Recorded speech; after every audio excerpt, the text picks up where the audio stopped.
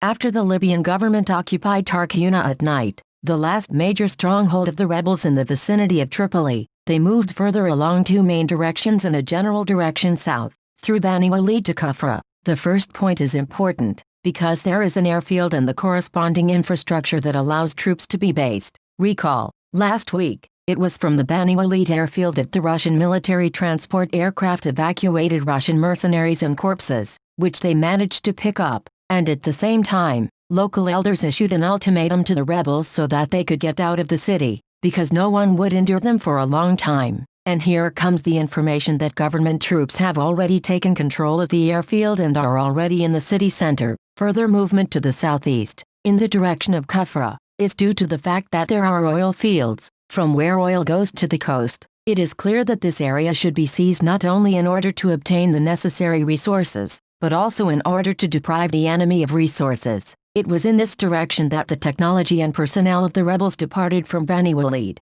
and it is clear that government troops are moving after them. The second direction of movement is along the coast of the Mediterranean Sea, in the direction of the city of Sirte, in the vicinity of which Muammar Gaddafi was killed. Eastbound traffic leads to the Egyptian border, from where all the logistics of Haftar's forces come. Well, and besides everything else, oil pipelines from the depths of the country go here and there are bulk terminals. This means that now the purpose of the operation is to regain control of the oil industry, and after that, move to the border with Egypt in order to fully restore control over the coast, and probably after Egypt has played its destructive role in relation to Libya, the defense will be strengthened there. But this is later, and now there is simply an incredibly fast advance of government troops, and it seems that now there are no front lines or organized defenses of separate lines. Haftar's defense failed completely in the centralized control of the rebel forces, and their logistics may have been lost. In any case, events are developing rapidly. That's why we have to use the latest,